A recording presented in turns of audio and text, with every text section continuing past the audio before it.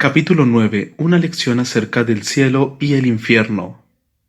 Si tu mano te fuere ocasión de caer, córtala. Mejor te es entrar en la vida manco que teniendo dos manos ir al infierno, al fuego que no puede ser apagado, donde el gusano de ellos no muere y el fuego nunca se apaga. Y si tu pie te fuere ocasión de caer, córtalo. Mejor te es entrar a la vida cojo que teniendo dos pies ser echado en el infierno, al fuego que no puede ser apagado, donde el gusano de ellos no muere y el fuego nunca se apaga.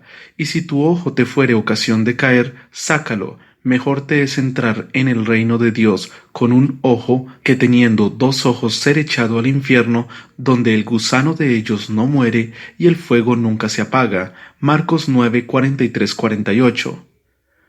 Nadie en la Biblia tenía más que decir acerca del infierno que el Salvador de los pecadores, el Señor Jesucristo. Las descripciones bíblicas más vívidas y detalladas del infierno aparecen en los 4 evangelios y provienen de Jesús. Otros escritores del Nuevo Testamento aluden a la realidad del infierno, pero la esencia de lo que sabemos acerca del infierno lo tenemos principalmente a partir de los discursos públicos de Jesús, con referencias ocasionales provenientes de la instrucción privada que dio a los 12. Nuestro Señor tenía mucho más que decir sobre el infierno que lo que la persona promedio podría pensar, y mucho de lo que Él enseñó acerca del infierno es profundamente impactante. Por ejemplo, Jesús indicó que el infierno estará lleno de gente religiosa.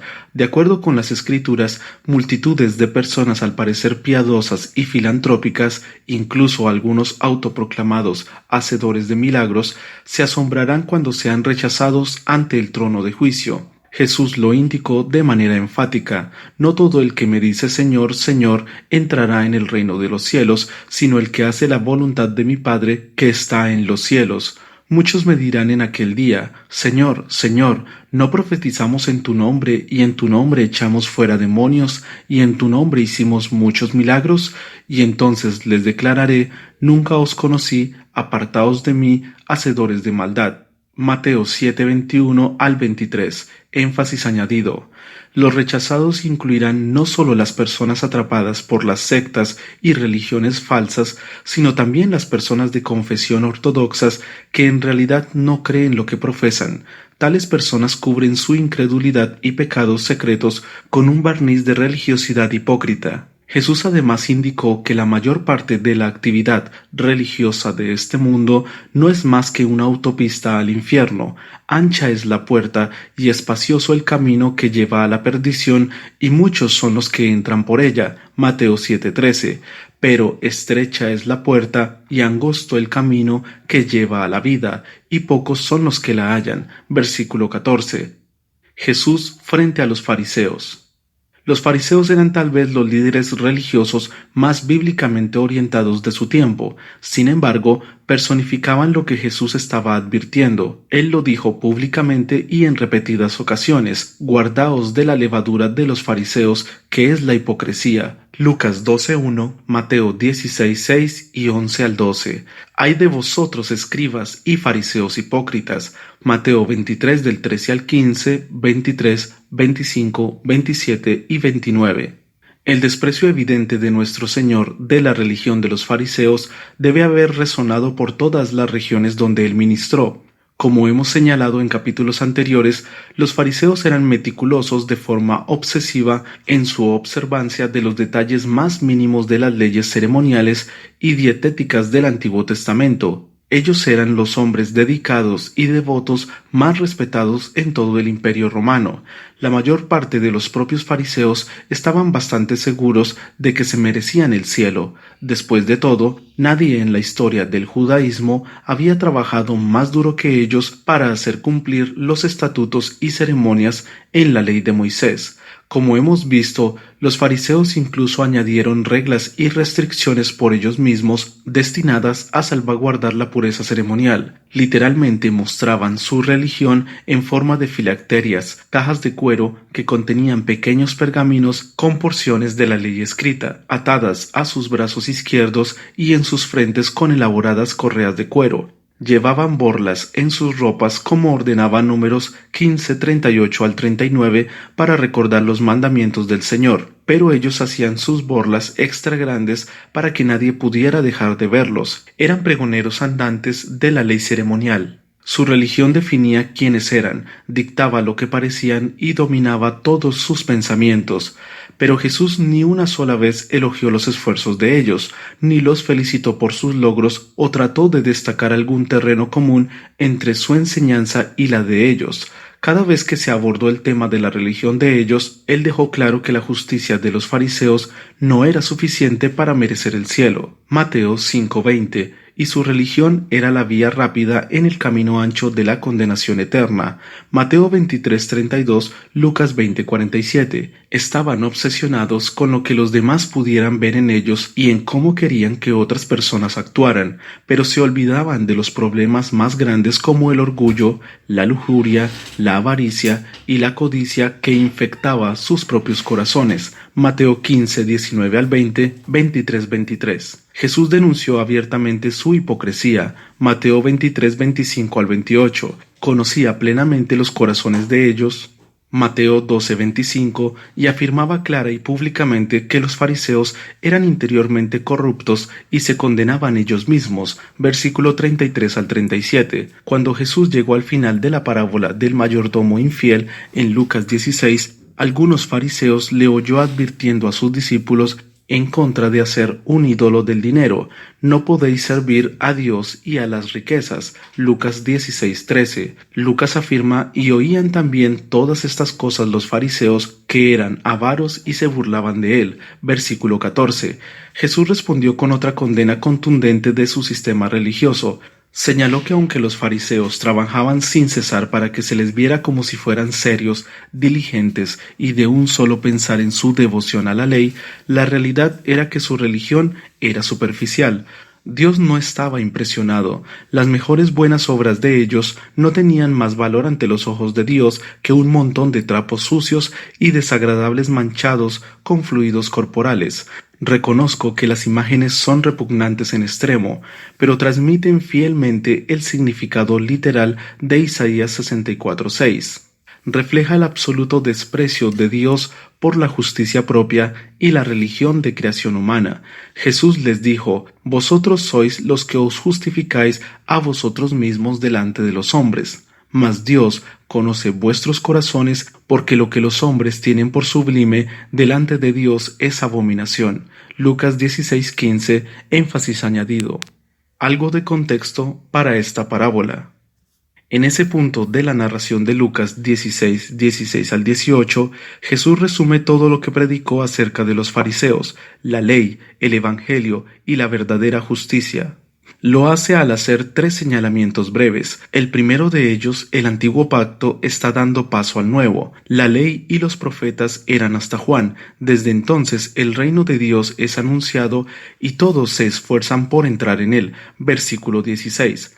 Las amenazas y los castigos de la ley estaban siendo respondidos por las promesas del Evangelio y el sacrificio de Cristo, así que el camino estaba abierto para que los pecadores entraran en el reino y ya estaban siendo presionados a hacerlo, pero para aquellos lo bastante arrogantes como para insistir en evaluar sus obras a través de su propio cumplimiento de la ley, el caso permanecía sin esperanza. A pesar de que pensaban que eran lo bastante justos, se encontrarían condenados para siempre. ¿Por qué? Este es el segundo señalamiento de Jesús. Pero más fácil es que pasen el cielo y la tierra que se frustre una tilde de la ley. Versículo 17. Las demandas y amenazas de la ley eran duras, porque cualquiera que guardare toda la ley, pero ofendiere en un punto, se hace culpable de todos. Santiago 2:10. El tercero es: todas las interpretaciones farisaicas de la ley que fueron diseñadas para hacer que su norma pareciera más fácil o más alcanzable estaban equivocadas y engañosas. Por ejemplo, los fariseos enseñaban que los hombres tenían derecho a divorciarse de sus esposas por prácticamente cualquier razón. Pero Jehová, Dios de Israel, ha dicho que él aborrece el repudio y al que cubre de iniquidad su vestido. Malaquías 2:16. Así que Jesús dice: todo el que repudia a su mujer y se casa con otra adultera, y el que se casa con la repudiada del marido adultera. Lucas 16:18. Los fariseos, con todas sus obsesiones exigentes, ni siquiera habían comenzado a comprender cuán exigente e inflexible es en realidad la ley. Por otra parte, la ley regula no solo lo que otros pueden ver, sino también los pensamientos secretos del corazón. La suposición de los fariseos que estaban ganando méritos con Dios por medio de la ley era una ilusión condenatoria. A partir de este punto, Jesús pone en marcha una parábola trágica que destaca el horror del infierno sin esperanza y el infinito pesar que eternamente atormentará a la gente confiada en su justicia propia, cuya riqueza, religión u otras ventajas terrenales les ha aislado de la realidad de su necesidad de la gracia divina. Esta es la más inquietante y aterradora de todas las parábolas de Jesús. Nos confronta con verdades acerca de la eternidad y de la otra vida en lo que no nos gusta pensar, pero que necesitamos tomar en serio y con urgencia. Había un hombre rico que se vestía de púrpura y de lino fino, y hacía cada día banquete con esplendidez. Había también un mendigo llamado Lázaro, que estaba echado a la puerta de aquel, lleno de llagas, y ansiaba saciarse de las migajas que caían de la mesa del rico, y aun los perros venían y le lamían las llagas. Aconteció que murió el mendigo y fue llevado por los ángeles al seno de Abraham, y murió también el rico y fue sepultado. Y en el Hades alzó sus ojos, estando en tormentos, y vio de lejos a Abraham y a Lázaro en su seno. Entonces él, dando voces, dijo: Padre Abraham, ten misericordia de mí, y envía a Lázaro para que moje la punta de su dedo en agua y refresque mi lengua, porque estoy atormentado en esta llama. Pero Abraham le dijo: Hijo, acuérdate que recibiste tus bienes en tu vida, y Lázaro también males, pero ahora éste es consolado aquí, y tú atormentado. Además de todo esto, una gran sima está puesta entre nosotros y vosotros, de manera que los que quisieran pasar de aquí a vosotros no pueden, ni de allá pasar acá. Entonces le dijo: Te ruego pues, padre, que le envíes a la casa de mi padre, porque tengo 5 hermanos, para que les testifique, a fin de que no vengan ellos también a este lugar de tormento. Y Abraham le dijo: A Moisés y a los profetas tienen, óiganlos. Él entonces dijo: No, padre Abraham, pero si alguno fuere a ellos de entre los muertos, se arrepentirán. Mas Abraham le dijo: Si no oyen a Moisés y a los profetas, tampoco se persuadirán, aunque alguno se levantare de los muertos. Lucas 16:19 al 31. La parábola se refiere a varios extremos opuestos: el tormento y la comodidad, la muerte y la vida, el infierno y el cielo. Los personajes son un hombre extravagantemente rico y un mendigo que vivía en la pobreza extrema, pero sus fortunas se invierten en la otra vida. Debido a que la atención se centra en la miseria del hombre en el infierno, es una historia profundamente inquietante. Sin embargo, Jesús tenía un propósito de gracia en decirla a los fariseos. Él les estaba advirtiendo que no siguieran sus propios instintos, tradiciones y convicciones religiosas. Él estaba instándoles a que se arrepintieran. Conociendo el terror del Señor. Obviamente, Jesús no estaba diciendo esta historia para divertir a nadie. Esta es una palabra solemne y seria de advertencia, precisamente el tipo de testimonio que el hombre rico de la parábola estaba rogando que se le diera a sus 5 hermanos. Si la historia produce en usted un profundo sentimiento de conmoción y consternación, esta era precisamente la intención de Jesús. La gravedad del asunto solo es superada por la urgencia del tema por parte de nuestro Señor. Esta enseñanza era cortante a propósito. Jesús no emplea aquí matices académicos o delicadeza diplomática, pero no creo ni por un momento que él haya sobrepasado los límites de la decencia. Los que se dejen intimidar por la estridencia de la parábola o lo desagradable del tema necesitan ajustar sus propios pensamientos y adquirir una estima más alta de la verdad. La verdad no es evaluada por la forma en que la gente se siente. Por supuesto, el infierno siempre ha despertado pasiones negativas. Esto era cierto en tiempos de Jesús. Hoy, sin embargo, el tema es casi tabú. Incluso en los círculos supuestamente evangélicos, el infierno es una vergüenza para los que quieren que el cristianismo se adapte a los dogmas modernos de buena voluntad universal y una tolerancia de mente amplia. Es un inconveniente para los que quieren que el mensaje bíblico suene siempre alegre a la gente que está fuera de la iglesia. El infierno es un tema irritante para los que quieren una religión que haga que la gente siempre se sienta bien consigo misma, y es una ofensa para aquellos a quienes poco les importa la justicia y en realidad no temen a Dios, pero quieren mantener cierta apariencia de piedad de todos modos.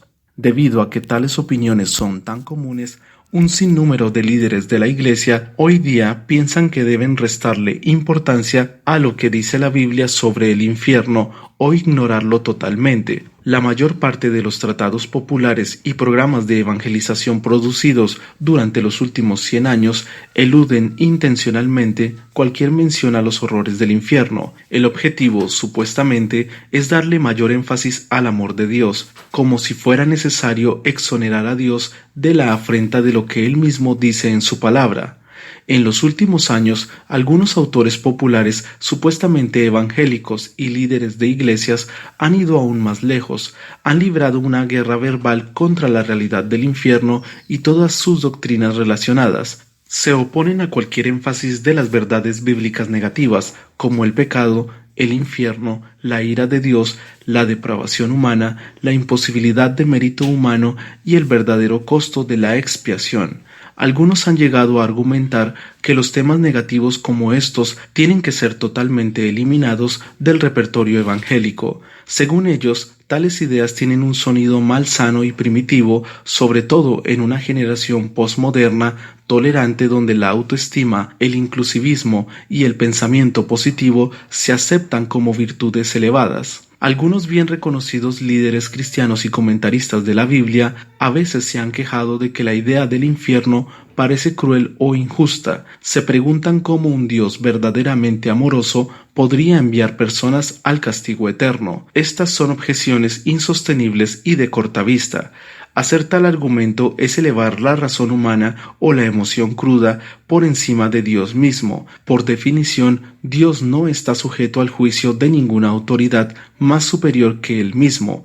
No hay ninguna autoridad superior, por supuesto. El Señor define la justicia por la propia naturaleza de Él. Dude si Dios tiene el derecho de hacer lo que dice que va a hacer y de hecho podría estar negando la existencia misma de Dios. La palabra de Dios sí dice a menudo y de manera categórica que Él castigará a los malvados con castigo eterno, Mateo 25:46, mediante fuego eterno, Mateo 25:41. La Biblia describe el infierno en repetidas ocasiones como un lugar donde el gusano de ellos no muere y el fuego nunca se apaga.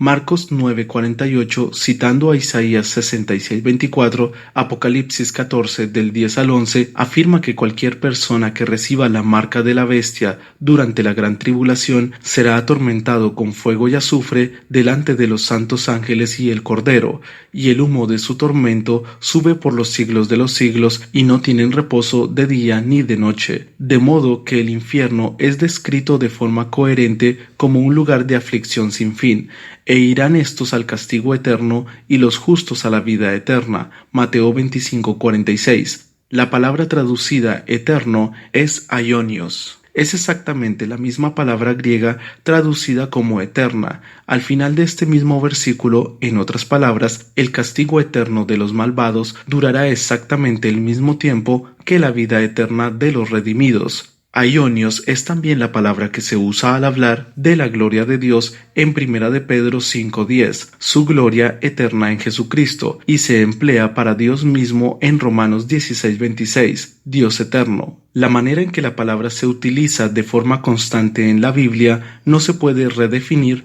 o reinterpretar para dar cabida a la noción de un periodo de tiempo finito. La parábola del hombre rico y Lázaro es la más vívida descripción en la Biblia de lo que implica el infierno.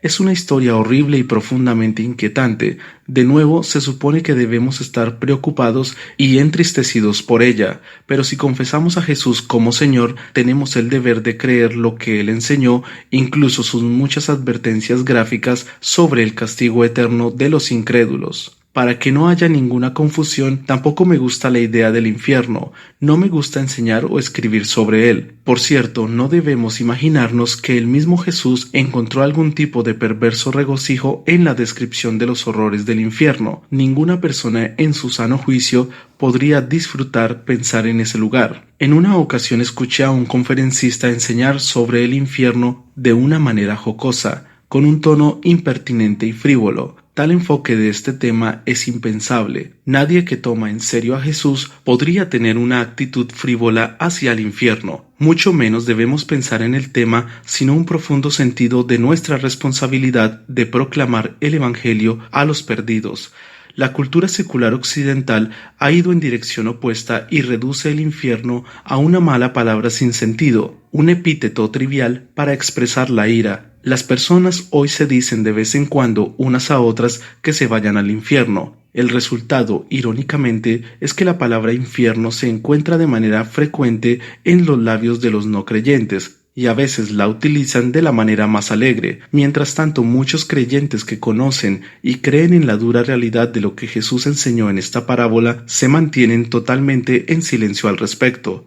Obviamente esto es lo que Satanás quiere, pero no debe ser así. La parábola deja claro que incluso las personas que están en el infierno ahora mismo quieren que sus seres queridos sean advertidos acerca de los horrores de un infierno muy real. Los cristianos no deben permanecer en silencio. Después de todo, el objetivo de esta parábola y del resto de la enseñanza de Jesús acerca del infierno es que resuene una clara advertencia sobre la furia del infierno, sus horrores y la muy real amenaza que representa para los que viven en incredulidad e impenitente pecado. La intención principal de Jesús es la de producir en los pecadores un terror al infierno eterno, un miedo que los conduzca al arrepentimiento y la fe en el Evangelio. El conocimiento de este temor también debe motivar a los creyentes. Conociendo pues el temor del Señor, persuadimos a los hombres. 2 Corintios 5:11. Los personajes. Algunos han sostenido que la narración por Jesús de Lázaro y el hombre rico no es una parábola, sino un relato de un hecho real. Señalan que en todas las parábolas que Jesús contó, los personajes humanos siempre se mantuvieron en el anonimato. Un hombre, Lucas 13:6, 14:16, 15:11, 29. Un rey, Mateo 18:23, 22:2.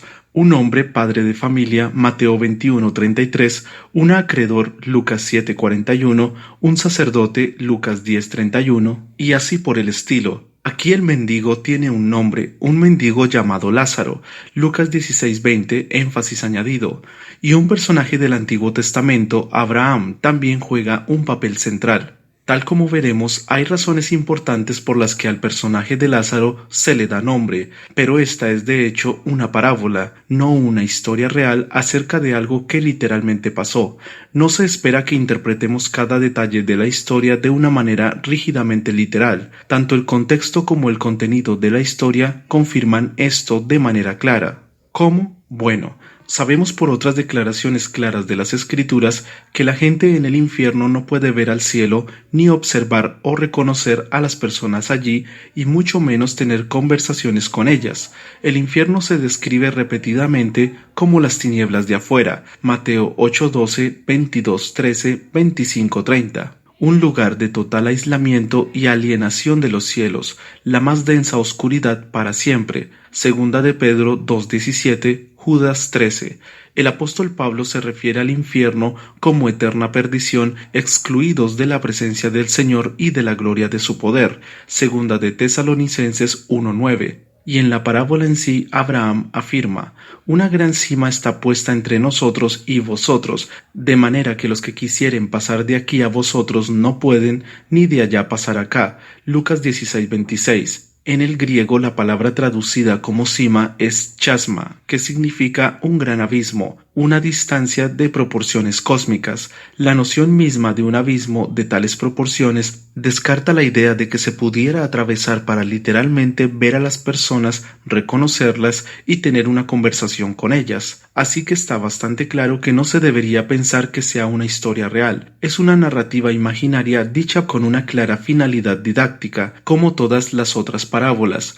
No se dan tiempo o lugar específicos o detalles, excepto el nombre del mendigo. mendigo. La historia tiene un solo propósito: advertir a los oyentes que el infierno estará lleno de personas que nunca esperaban estar allí. Y como veremos, Jesús tenía buenas razones para darle al personaje de Lázaro un nombre. En esta historia sobria, Jesús ilustra qué es estar en el infierno. La parábola deja claro que el infierno es una existencia agonizante, llena de pesar, angustia e implacable y ardiente tormento, con plena conciencia y sin esperanza para siempre jamás. No hay ninguna posibilidad de escape ni de descanso, no hay una gota de alivio para el sufrimiento, nada que pueda disminuir el dolor de un alma atormentada eternamente en el infierno. Es una horrible y desgarradora imagen de condenación absoluta, pero la historia no es solo una advertencia acerca del infierno, presenta un cambio impactante que sacudió la sensibilidad de los oyentes de Jesús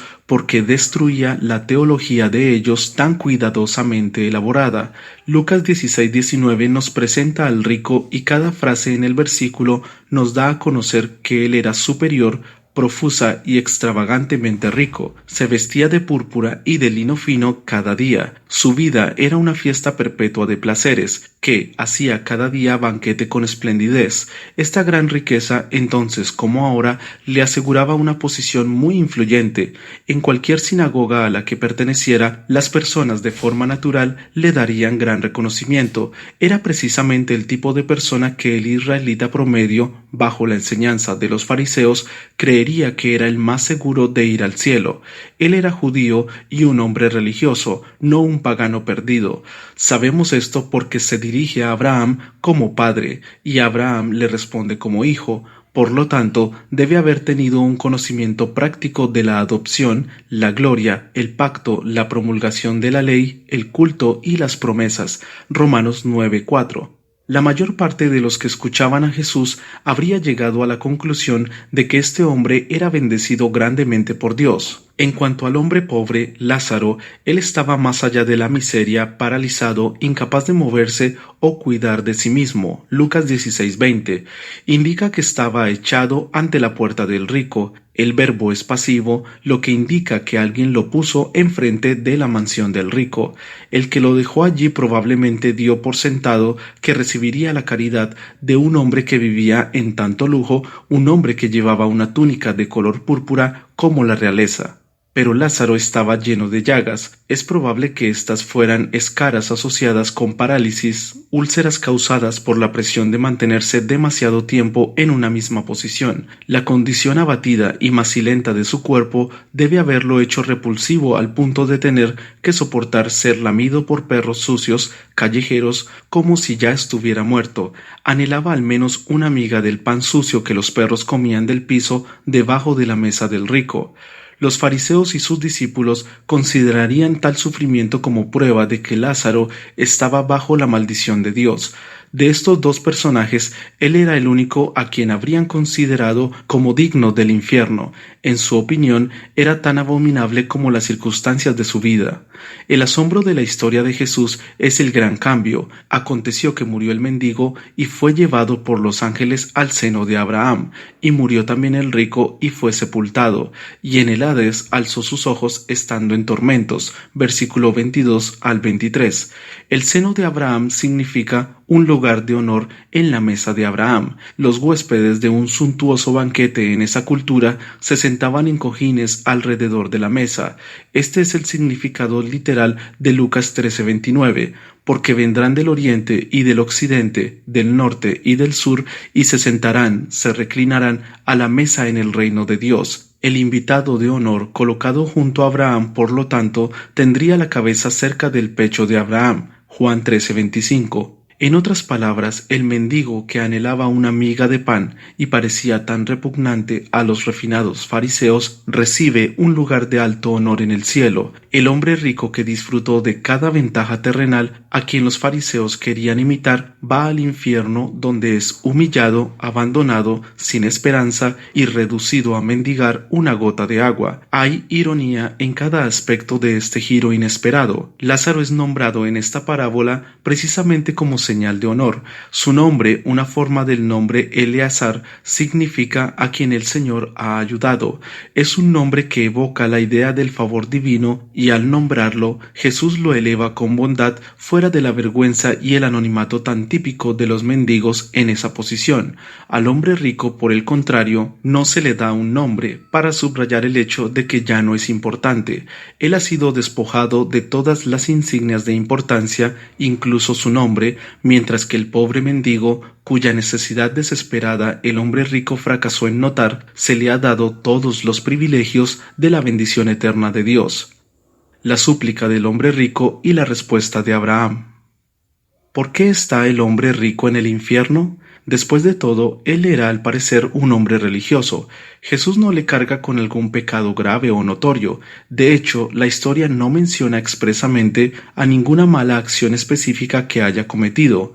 Era un ciudadano principal típico en esa sociedad. Está claro, sin embargo, que era egoísta, indiferente y sorprendentemente ajeno a las necesidades de sus prójimos, porque no hizo nada para ayudar al pobre Lázaro. Pero no lo vemos echando a Lázaro fuera de su propiedad o maltratándolo de alguna manera. Jesús deliberadamente no pinta al hombre rico como un hombre cruel o un malhechor atroz, como si el infierno fuera solo para los monstruosamente abominables. Este no es el asunto. Note también que cuando el hombre rico se encuentra en el infierno, no pide reconsideración o liberación por motivos de piedad o misericordia. No dice, ¿alguien ha cometido un error? No pregunta, ¿por qué estoy aquí? Toda pretensión ha sido quitada y él está bajo el peso de su propia culpa. Sabe que se merece estar en el infierno. Lo único que pide es el más pequeño indicio de alivio. Él nunca va a conseguir eso. No hay esperanza de un momento de pausa de las agotadoras, eternas y amargas acusaciones de su conciencia culpable. La única preocupación que le queda es por sus hermanos, porque sabe que son exactamente como él, respetables, complacientes y cómodamente ricos, pilares de la sociedad, haciendo lo que quisieran hacer, participando lo suficiente de las actividades religiosas para mantener una reputación honorable, pero marchando de cabeza al mismo infierno. Así que le dice a Abraham, te ruego pues, Padre, que le envíes a Lázaro a la casa de mi padre, porque tengo 5 hermanos, para que les testifique, a fin de que no vengan ellos también a este lugar de tormento. Lucas 16, 27 al 28. Hace esta súplica sobre la base de su herencia judía. Era del pueblo del pacto, un descendiente de Abraham. Esto debía valer algo. Muchos entre los fariseos y sus discípulos daban por sentado que su conexión genealógica directo de Abraham, de Isaac y de Jacob era la base principal de su esperanza eterna. Filipenses 3:5. Ahora sabe por experiencia que las conexiones genealógicas no llevan a nadie al cielo. Tal vez su relación con Abraham le conseguiría una gota de agua. Sino, ¿qué tal si podía advertir a sus hermanos mediante un hombre que regresara de entre los muertos? La petición que hace indica que los 5 hermanos restantes reconocerían al mendigo que solía estar echado en inmundicia y dolor ante la puerta de su hermano. También deben haber sabido que Lázaro había muerto. De lo contrario, un mensaje de él no sería realmente importante para ellos. Pero incluso en el infierno, el hombre rico vio a Lázaro como por debajo de él, un don nadie a quien se podía dar órdenes y enviar donde le placiera. El infierno es punitivo, no correctivo. La gente en el infierno no mejora, y las escrituras son enfáticas al respecto. El que es injusto sea injusto todavía, y el que es inmundo sea inmundo todavía. Apocalipsis 22:11. El infierno fija el destino y el carácter de los réprobos para siempre. El hombre rico no solo considera a Lázaro como alguien a quien todavía puede mandar, sino que sus prioridades y preocupaciones siguen demasiado estrechas y centradas en sí mismo. Al igual que cualquier persona inmersa en la religión farisaica, su única preocupación era acerca de algunas personas en su familia inmediata. Es normal, por supuesto, cuidar de los propios hermanos, pero como hemos visto en la parábola del buen samaritano, el amor que exige el segundo gran mandamiento es mucho más amplio que eso. ¿Por qué ordenar a Lázaro que regrese del cielo con una amonestación privada para los 5 hermanos? La respuesta de Abraham es firme. A Moisés y a los profetas tienen, Óiganlos, Lucas 16:29. A Moisés y a los profetas era una forma común de designar las escrituras del Antiguo Testamento, Lucas 24:44, 28:23. Abraham está diciendo que lean con entendimiento de lo que hablan los libros de las escrituras que ya tienen en su poder. Esta es una poderosa afirmación de la suficiencia de las Escrituras. Abraham está señalando que la razón por la que los hermanos del hombre rico eran réprobos, no regenerados e incrédulos en peligro del infierno no se debía a ninguna deficiencia en la metodología que les trajo la palabra de Dios en primer lugar. No hay mejor método o mensajero más eficaz con poder especial para dar vista a los ciegos o vida a los muertos. No hay un nuevo estilo de ministerio o estrategia para la evangelización que tenga más grande poder para superar la depravación y despertar a un pecador muerto espiritualmente, egocéntrico, obstinado, hipócrita, irreligioso o cualquier otro tipo de pecador. El poder está en la palabra de Dios. Los redimidos son renacidos no de simiente corruptible, sino de incorruptible, por la palabra de Dios que vive y permanece para siempre. Primera de Pedro 1:23. La fe es por el oír y el oír por la palabra de Dios. Romanos 10:17. El hombre rico estaba en el infierno para siempre, no porque le faltaba información, sino porque él no hizo caso del mensaje que había recibido mediante la palabra de Dios. La única forma en que sus hermanos alguna vez podrían escapar del infierno sería escuchando este mensaje y creyendo en él. La petición del hombre rico era un eco de lo que Jesús escuchaba todo el tiempo. Los fariseos estaban siempre pidiéndole señales. En Mateo 12:38, por ejemplo, inmediatamente después de que Jesús había realizado una serie de milagros, sanidades y liberaciones demoníacas, respondieron algunos de los escribas y de los fariseos diciendo: Maestro, deseamos ver de ti señal. Los milagros cotidianos de Jesús no fueron suficientes para ellos. Estaban pidiendo una señal celestial de proporciones cósmicas. La respuesta de Jesús fue: la generación mala y adúltera demanda señal, pero señal no le será dada, sino la señal del profeta Jonás, porque como estuvo Jonás en el vientre del gran pez 3 días y 3 noches, así estará el Hijo del Hombre en el corazón de la tierra 3 días y 3 noches. Versículo 39 al 40. En otras palabras, les voy a dar una señal, la señal de todas las señales, una resurrección. ¿Sería aún esto suficiente para convencer a los fariseos? Abraham responde a esta pregunta en nuestra parábola. Si no oyen a Moisés y a los profetas, tampoco se persuadirán aunque alguno se levantare de los muertos. Lucas 16:31. Esto encarna el principal aspecto de esta parábola. No es simplemente una advertencia acerca de lo que el infierno será, es una lección acerca de la suficiencia de las Escrituras y un alegato a favor de todos los que escuchan a tomar en serio el mensaje de la Biblia. Aunque alguno se levantare de los muertos. Pocos meses después de que Jesús enseñó con esta parábola, su buen amigo Lázaro, un hombre de verdad, murió. En el momento en que Jesús llegó a la ciudad natal de Lázaro, Betania, el cadáver ya había sido puesto en la tumba hacía 4 días.